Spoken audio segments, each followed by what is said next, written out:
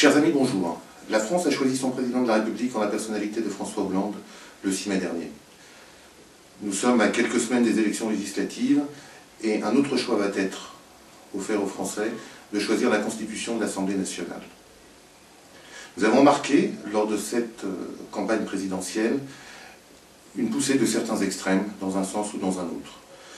Je vous avouerai que j'étais un petit peu peiné de me rendre compte de la violence de certains propos et du mépris, de l'attitude méprisante de certains à l'égard des autres, sachant que nous sommes tous Français et nous avons tous une volonté, c'est de bien vivre ensemble, c'est de réussir à dépasser les étapes dans lesquelles le monde nous met à l'heure actuelle. Nous sommes confrontés à un changement d'époque, à une crise et à des difficultés que le monde entier rencontre, chacun à la mesure de sa situation. Face à tous ces événements, j'ai décidé de présenter ma candidature aux législatives 2012 sur la 7e circonscription de Montreuil-Bagnolet. J'ai 50 ans, je m'appelle Salim Khelif.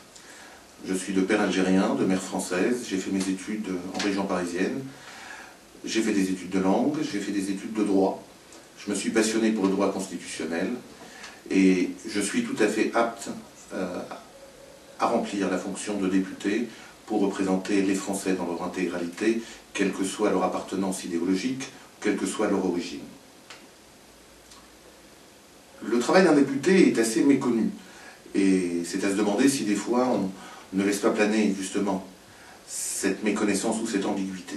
Le député n'est pas un élu local, il est élu par la circonscription, par la population, pour représenter les Français dans leur intégralité au sein de l'Assemblée nationale.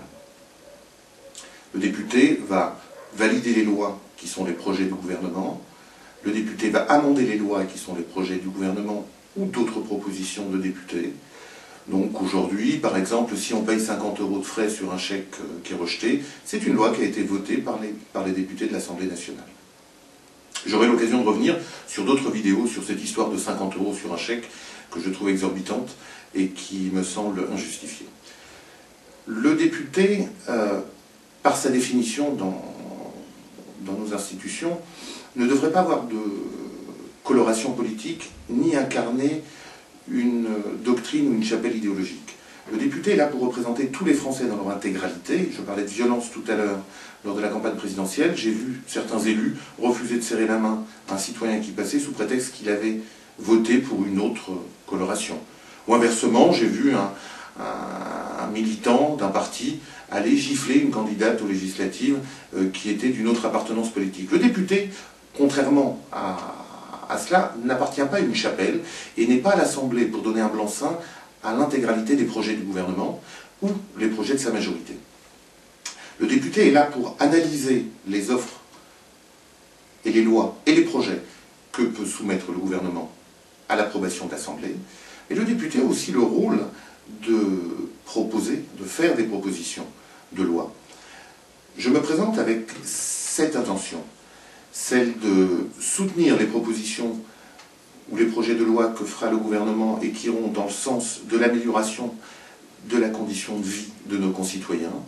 Donc je défendrai la justice sociale, l'égalité, avec un point qui m'est très sensible, qui est la discrimination, auquel j'accorderai une très grande importance, qu'elle soit ethnique, sexuelle, sociale, religieuse. La discrimination n'a pas de place dans notre institution et n'a pas de place dans la République. Et il est hors de question de s'accommoder ou de dire on verra plus tard. La discrimination est à la base de tous les maux qu'une société peut rencontrer et il est hors de question que je prenne cela à la légère. Donc je disais, je saurais être le député de la majorité si la proposition semble, si les projets de loi semblent aller dans le sens de l'amélioration des conditions de vie de nos citoyens, de nos concitoyens. Je saurais être dans l'opposition si demain le gouvernement décide d'imposer l'austérité à nos concitoyens. Je serai naturellement contre. Je remplirai aussi le rôle, comme je le disais précédemment, je suis juriste et j'ai eu une passion pour le droit constitutionnel. Je constate, et nous pouvons tous le constater, qu'en France, des usages sont en train de se transformer en coutumes. Et ces coutumes deviennent la règle. Non pas que la loi est bafouée, il y a simplement que la loi n'a pas statué sur des éléments qui sont importants. Prenons l'exemple d'une candidature pour avoir un logement. Vous demandez une caution, un relevé d'imposition, un justificatif de domicile. Cela laisse entendre qu'une personne qui ne peut pas justifier où il habitait dans les mois précédents ne peut pas accéder au logement, par exemple. J'ai l'intention de porter des propositions de loi sur des domaines très précis. J'en ai énuméré une partie sur notre site internet. Je reviendrai au travers d'autres vidéos avec des propositions qui sont plus précises encore. Ça concerne la violence conjugale, ça concerne la discrimination, ça concerne le pouvoir d'achat. Aujourd'hui, il est possible, avec quelques textes de loi, d'améliorer le pouvoir d'achat des Français.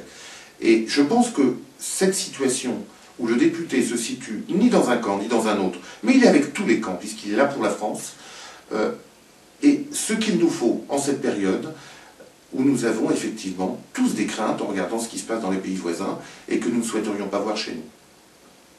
Je vous appelle à parcourir notre site, à regarder les autres vidéos que je mettrai dans la semaine, à venir à ma rencontre lorsque je serai dans les quartiers de Montreuil et de Bagnolet, et ensemble, je vous amènerai la preuve qu'il suffit de peu de choses.